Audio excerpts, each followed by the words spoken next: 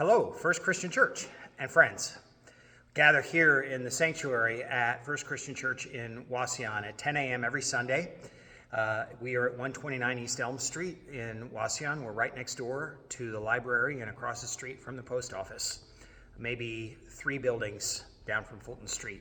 You can find us if you live in the area, and we'd be really thrilled to worship with you in person sometime if you live in the area.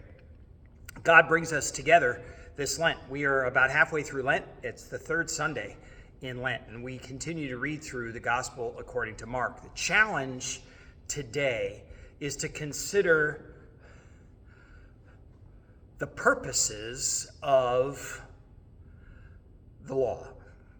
And in particular today, Jesus has a conversation about what the purpose of the Sabbath is and how that relates to the joy we have in our sharing with him, his presence with us, but also in the ways in which our practices of discipleship are meant to set us free to live our best life of faith. They are not meant to be legalistic restrictions about which we must give slavish obedience and which bring us unwarranted shame in special circumstances. So let's get right to the story. We continue to read in the 2nd chapter of Mark, and I'm sharing from Eugene Peterson's The Message. Some of the phrasing might be a little bit different than what we're used to, and I'll speak to that as we go along as well. This is the story as it continues. Now, the disciples of John, the baptizer, and the disciples of the Pharisees made a practice of fasting. Some people confronted Jesus. Why do the followers of John and the Pharisees take on the discipline of fasting, but your followers do not? And Jesus said, when you're celebrating a wedding, you don't skimp on the cake and the wine. You feast. Later, you may need to pull in your belt, but not now. As long as the bride and groom are with you, you have a good time. No one throws cold water on a friendly bonfire. This is God's kingdom come. Jesus went on. No one cuts up a fine silk scarf to patch old work clothes. You want fabrics that match, and you don't put your wine in cracked bottles. You don't put new wine in old wineskins. One Sabbath day, Jesus was walking through a field of ripe grain, and as his disciples made a path, they pulled off the heads of grain. You pull the stalk.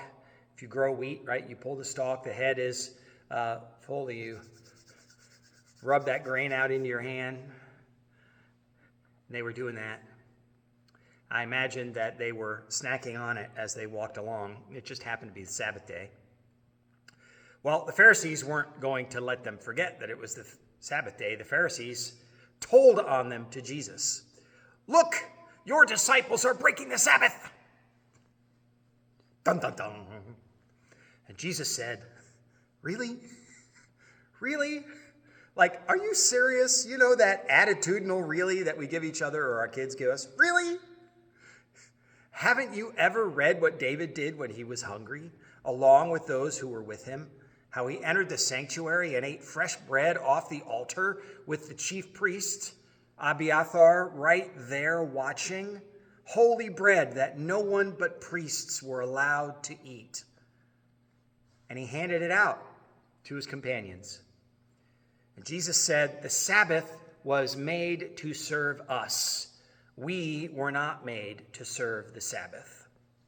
The Son of Man is no yes man to the Sabbath. He's in charge. This is the word of the Lord. Thanks be to God. Legalism kills faith.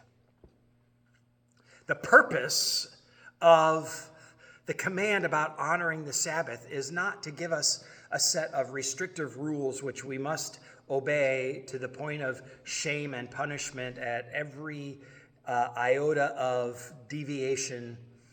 The Sabbath and the regulations associated with it are meant to provide us with a reminder on the one hand that God is in charge, we don't have to be.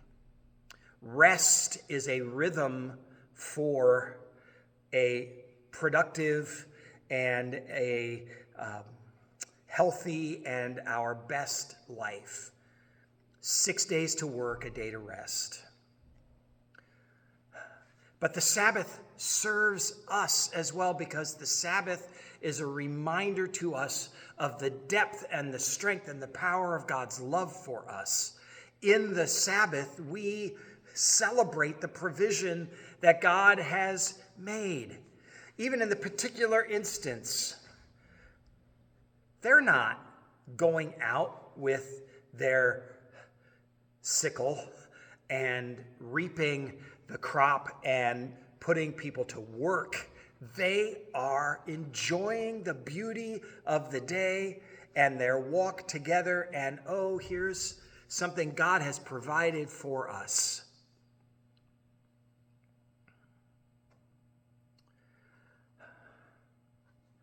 Rest, renew, be thankful, be thoughtful that God is the one that provides for us, and celebrate God's love. Now, working backwards, the other piece of this is that sense of appreciating the gift of renewal and the gift of transformation that Jesus brings. We don't get all sour-faced when the source of our joy is right there with us. There is a time for fasting. There is a time to deny ourselves in order to be brought closer to God. There is a time to realize our need.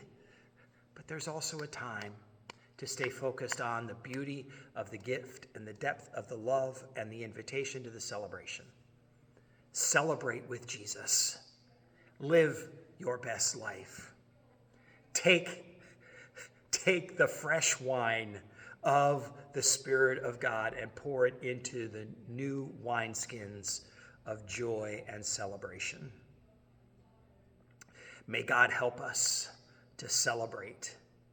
May God help us not to judge one another or to live in legalisms. May God help us to be grateful and thoughtful. May God fill us with joy, even in Lent, with joy. Go in peace. Amen.